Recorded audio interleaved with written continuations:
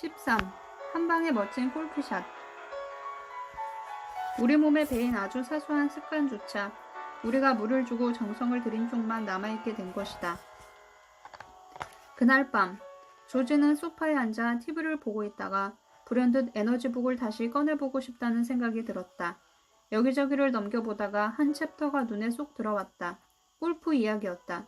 조지는 골프를 굉장히 좋아했지만 요즘에는 통짬을 낼 수가 없던 터였다. 사람들이 왜 골프에 빠지는지 아십니까? 대부분의 사람들은 골프를 치고 난 후 형편없었거나 실수를 했던 샷은 잊어버립니다. 대신 그날 멋지게 날렸던 한 방만을 기억합니다. 그리고 그 기억, 그 순간의 짜릿하고 강렬한 느낌 덕분에 또다시 골프장을 찾게 되고 서서히 골프에 중독됩니다. 인생도 마찬가지입니다. 비록 다른 사람들은 그날 일어났던 안 좋은 일이나 잘못한 것들을 곱씹으며 잠자리에 든다 해도 당신은 전혀 다른 걸 기억하며 잠을 청하십시오. 그날 있었던 가장 즐거운 일, 유쾌한 전화통화, 회의에서 멋지게 발표했던 순간, 고객의 사인을 받아낼 때의 그 쾌감, 가슴을 촉촉히 적셔주었던 한마디의 대화, 그 멋진 성공의 기억이 내일도 더 멋진 성공이 이어질 것이라는 기대감을 심어줍니다. 그리고 그렇게 우리는 인생에 중독됩니다. 순간 조지의 머릿속에 아이디어가 반짝 떠올랐다. 조지는 아이들 방문을 두드렸다. 그리고 침대 발치에 앉아 두 아이를 양쪽 무릎에 앉혔다. 예전에는 가끔 침대 머리맡에서 동화책을 읽어주곤 하던 아빠였지만 요즘 들어서는 너무도 바쁘고 찌들어 보이는 아빠였다. 하지만 오늘은 아빠가 행복하고 즐거워 보인다. 아이들은 오랜만에 보는 아빠의 자상한 모습에 행복한 표정이었다. 조지는 아이들에게 오늘 있었던 가장 즐거웠던 일을 한 가지씩 얘기해보자고 말했다. 행복했던 일이나 스스로가 자랑스러웠던 일도 좋다고 했다. 아이들은 즐거워하며 그날 있었던 일들에 대해 조잘조잘 떠들었다. 매일 밤 이런 시간을 가져야겠는걸? 조지는 속으로 생각했다. 조용히 아이들 방에서 나오는데 아내가 따뜻하게 미소를 지으며 그 모습을 지켜보고 있었다. 여보, 당신 오늘은 너무 자상한 모습이에요. 조지는 아내의 어깨에 팔을 두르며 함께 산책을 나가자고 권했다. 강아지 세미를 데리고 조용한 거리를 걸으며 조지는 그간 자기에게 벌어졌던 일들을 아내에게 조근조근 들려주었다. 그리고 아내와도 시간을 내어 서로에게 있었던 성공의 경험을 나누기로 약속했다. 그날 복도에서 만난 상사도 지적해 주었듯이 아내 역시 조지의 표정이 너무나도 달라졌다며 기뻐하는 모습이었다. 늦은 밤 조지는 침대에 누워 오늘 읽은 골프 이야기를 팀원들에게 들려주면 어떨까 생각했다. 부정적인 태도를 버리고 긍정 에너지를 키우는 데 집중해야 할 사람들은 그 누구보다도 바로 그의 팀원들이기 때문이다. 14. 에너지 버스 티켓. 우리 주변에 있는 사람 중에 과연 몇 명이 기꺼이 내 버스에 타고 있을까? 금요일. 누구나 좋아하는 금요일이기도 하지만 오늘은 유달리 조지의 기분이 좋다. 그는 마치 이제 막 발령받은 신입사원처럼 경쾌하고 가벼운 걸음걸이로 버스에 올랐다. 오늘은 아주 기분이 좋아 보이네요, 조지? 조이가 예의 그 환한 미소를 지으며 물었다. 글쎄요, 감사하며 걷기 덕택인가 봐요. 어제 주신 책 중에서 그 연습을 중점적으로 해봤거든요. 정류장까지 오면서도 감사할 일들을 꼽아봤답니다. 어제 회사에서도 하고 저녁 때 집에서도 했는데 정말 효과가 있는 것 같아요. 그래요, 긍정적인 계획에 먹이를 주는 방법을 터득했군요. 축하해요. 이제 다음 룰로 넘어가도 되겠네요. 조지, 당신이 그렇게 궁금해하던 팀에 관한 얘기를 시작할게요. 이제 당신 팀이 사활을 걸고 준비할 신제품 런칭 준비와 프레젠테이션이 성공할 수 있도록 돕고 싶어요. 당신이 긍정 에너지로 흠뻑 채워졌으니 이제는 그걸 팀원들과 나눌 차례예요.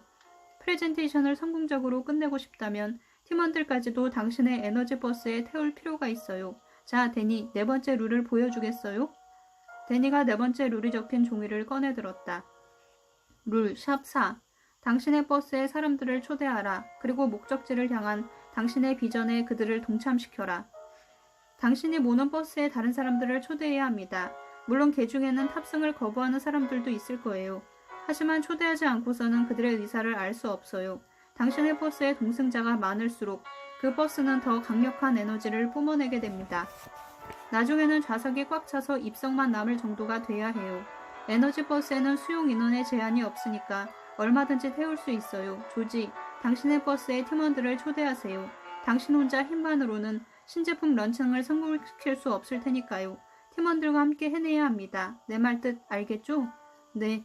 그러나 내심 조지는 팀워크라고는 찾아보기 힘든 자신의 팀을 떠올리고는 심란해졌다. 하지만 조이의 말대로 이번 프로젝트는 자기 혼자의 힘만으로는 추진하기 벅차다는 사실 역시 잘 알고 있었다. 에너지 넘치는 팀원들이 똘똘 뭉쳐야만 이번 프레젠테이션을 성공적으로 끝낼 수 있을 터였다. 하지만 어떻게 해야 할지 조지는 도무지 감이 잡히질 않았다. 그래서 조이에게 되물었다. 저도 그 말씀에 전적으로 동감해요. 하지만 어떻게 해야 할지 잘 모르겠어요. 방법이 있을까요? 그럼요. 버스 티켓을 발급하면 돼요. 조이가 별일 아니라는 듯이 물병에 물을 들이키며 대답했다. 조지는 갑자기 무슨 말인가 싶어 어안이 벙벙한 표정으로 조이를 쳐다봤다.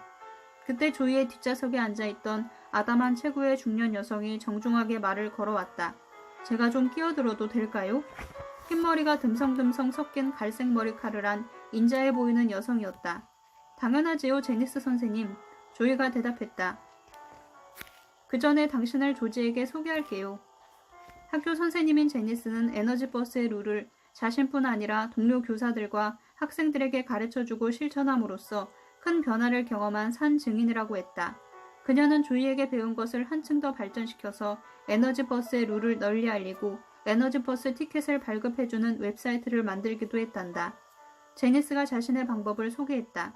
네 번째 룰을 통해서 조이는 주변에 있는 사람들을 제가 가진 비전에 열정적으로 동참하게 만드는 것이 얼마나 중요한지 가르쳐줬어요.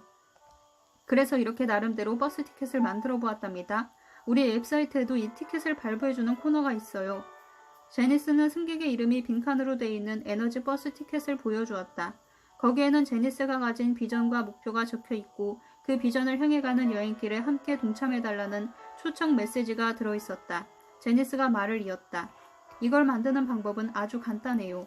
하지만 여기에 적힌 당신의 비전과 목표는 승객들을 설득할 만큼 간절하고 솔직한 것이어야 한답니다. 그리고 왜 그들이 당신 버스에 탑승하기를 원하는지 진솔하게 적어야 해요. 우리 학교에서는 이제 새로운 계획을 추진할 때면 교장 선생님께서 교사들과 학부모들께 이 티켓을 만들어 보내곤 한답니다. 저처럼 웹사이트를 이용하거나 이메일을 활용해도 돼요. 어떤 형식을 취하든지 상관없어요. 무엇보다 조지 씨에게 이 방법을 권하는 건 제가 해보고 경험한 그 놀라운 효과 때문이에요.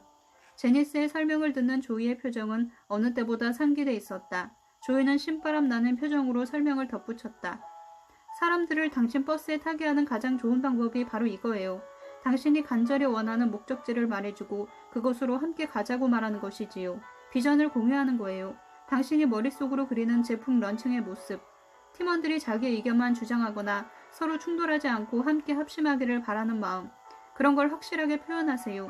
당신이 가고자 하는 길에 대한 비전을 명확하게 제시하지 않으면 아무도 당신의 여행에 동참하려 하지 않을 겁니다. 그러고 나서 조이는 구체적인 방법까지 세세히 알려주었다. 조이는 먼저 아무런 메시지가 적혀있지 않은 버스 티켓을 팀원들에게 이메일로 보내라고 말했다. 그러면 자연스레 팀원들의 호기심을 유발할 수 있을 거예요. 당신 얘기를 들을 준비를 하게 하는 거죠. 그런 후에 한 사람씩 개별적으로 불러서 신제품 런칭에 관한 당신의 비전을 설명하세요. 그리고는 그 비전이 담긴 버스 티켓을 직접 건네는 겁니다.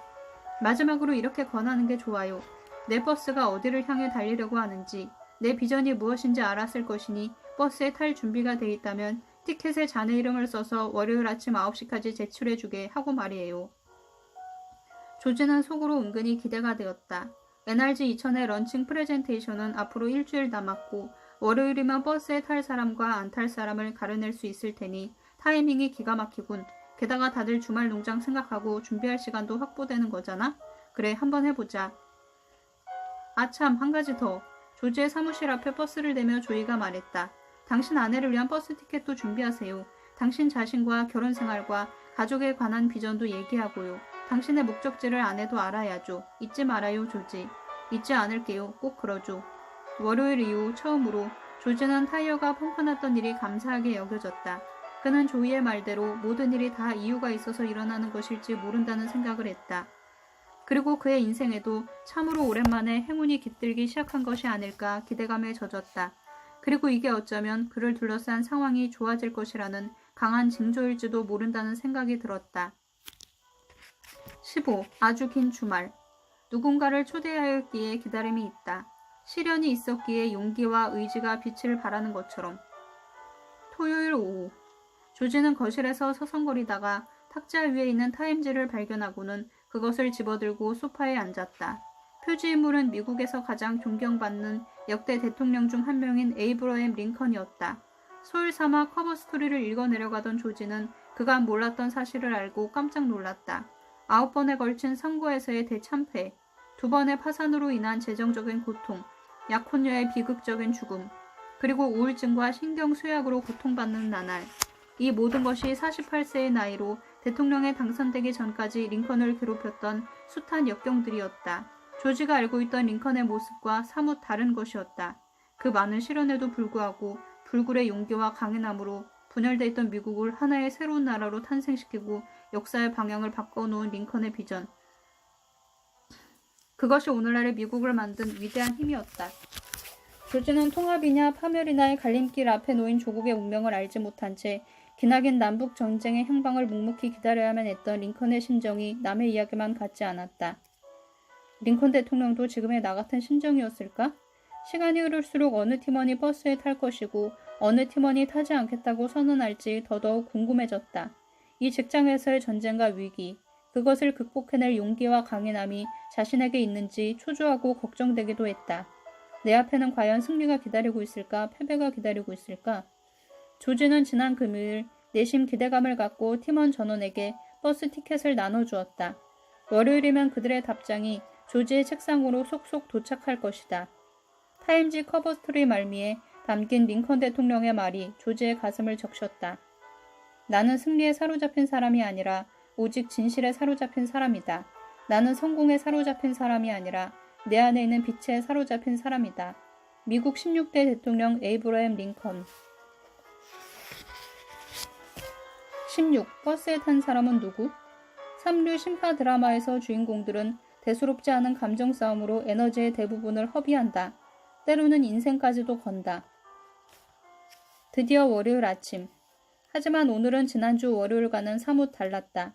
조지는 불안하다기보다는 약간 흥분된 상태로 출근 준비를 했다. 오늘은 버스 티켓을 확인하고 싶은 마음에 조이의 버스를 타지 않고 30분 이른 차편을 타고 회사에 도착했다. 초조하게 시간이 흐르는 동안 팀원들이 속속 출근을 했다. 조지는 팀원들의 표정을 살피며 누가 버스에 타줄 것인지 점찍었다. 이윽고 팀원들 한 명 한 명이 그의 방문을 두드리고는 자기 이름을 써놓은 버스 티켓을 그에게 건넸다. 때로는 수줍게, 때로는 응원 메시지가 담긴 눈빛과 함께 티켓을 건네는 팀원들을 보고 조지는 용기가 샘솟는 것을 느꼈다. 하지만 9시가 다 되도록 팀원 중에서 3사람은 그의 방문을 두드리지 않았다. 마이클, 베티, 그리고 호세가 그들이었다. 조지는 조금씩 초조해졌다. 9시 정각. 더 이상 참을 수 없었던 조지는 벌떡 일어나 사무실 유리창 밖을 내다보았다. 저쪽 복도 끝에서 문제의 장본인인 마이클, 베티, 호세가 나란히 걸어오는 게 보였다. 그것을 보고 조지는 문제가 있다고 직감적으로 느꼈다. 벌겋게 달아오른 얼굴에 뭔가 결심을 한 듯한 표정으로 걸어 들어오는 그들의 손에는 버스 티켓이 들려있지 않았다. 셋은 서로 말을 주고받았다가 조지의 사무실을 쳐다보았다가 하기를 반복하며 걸어오고 있었다. 혼자 들어오기가 겁나니까 셋이서 마치 코요테의 패거리라도 되는 듯 몰려오는군. 조지는 속으로 생각했다. 셋은 방에 들어오자마자 조지의 책상 앞에 나란히 늘어섰다. 미리 무슨 말을 누가 먼저 할지 시나리오라도 짜고 들어온 모양이었다. 예상했던 대로 가장 호전적인 팀원인 마이클이 말문을 뗐다. 우리는 팀장님 버스에 타지 않겠습니다. 회사 소식통에 의하면 팀장님 버스는 얼마 못 갈 거라더군요. 찬바람이 쌩쌩 부는 목소리였다. 옆에 서 있던 베티가 소심한 목소리로 거들었다. 우리는 이 회사에 계속 다니고 싶어요. 조지가 정색을 하며 물었다. 우리라니 지금 누구를 말하는 건가? 누구라니요? 모르시겠어요? 저희 셋 말입니다. 마이클이 대변인이라도 된 듯 말했다. 팀장님 버스는 곧 불길에 휩싸일 게 뻔한데 누가 거기에 타겠답니까? 옆에 서 있는 호세는 고개를 숙인 채 조지의 눈길을 피하고 있었다. 조지는 마치 예리한 단검으로 심장을 찔린 듯한 흉통을 느꼈다. 마이클과 베티야 평소에도 불만이 많았던 인물들이니 어느 정도 예상했지만 호세의 경우는 너무나 의외였다. 성실하고 헌신적인 직원인 호세는 누구보다도 자신을 따르고 있다고 조지는 믿고 있었다. 호세보다도 훨씬 비협조적이었던 레리와 톰조차도 버스에 타겠다고 했는데 호세가 이렇게 나오다니 실망이 이만저만이 아니었다. 자신 앞에 버티고 있는 도끼로 가득한 코요테 3마리. 그들을 보면서 조지는 말문이 막혔다. 동승을 거부하는 팀원들이 있을 거라고 예상은 했지만 정작 어떻게 대응할지는 생각해두지 못했던 것이다. 막상 이렇게 되고 보니 적잖이 당황스러웠다. 그래, 어쨌든 알겠네. 돌아들 가봐. 조지는 그 말밖에 할 수 없었다. 팀원들이 방에서 나간 후 조지는 후들거리는 두 손을 책상 아래로 떨구고 의자에 깊숙이 몸을 묻었다. 내 리더십 수준이 이 정도였다니. 그는 이제까지 팀원들이 무슨 생각을 하고 있는지도 제대로 몰랐던 것이다. 그저 겉으로 유순해 보이고 자신의 말을 따르기만 하면 자기와 같은 생각을 하고 있을 거라고 막연히 짐작할 뿐이었다. 그런 상태에서 무슨 일인들 제대로 될 수 있었겠는가. 그날 팀의 분위기는 엉망이었다. 레리와 톰은 회의 시간 내내 서로 말다툼을 했고 다른 팀원들과도 사사건건 충돌했다. 두 사람은 무슨 사안에 대해서든 안 될 이유부터 늘어놓았고 정작 해결책이나 대안은 제시하지도 못하면서 다른 팀원들의 아이디어를 비난하기 바빴다. 조지는 팀원들을 추스리려 애썼지만 탑승을 거부한 세 사람 때문에 마음이 심란해 집중이 되지 않았다. 하지만 당장 그 세 사람을 어찌할 도리도 없었다. 마이클과 베티와 호세는 회의 내내 수동적인 자세로 임하면서 눈을 아래로 깔고 이따금씩 서로에게 눈짓을 보내고 있었다. 팀의 에너지는 최악이었다. 프레젠테이션은 겨우 나흘 앞으로 다가왔는데 조지의 버스는 여전히 진창에 빠져 오도 가도 못하고 있었다.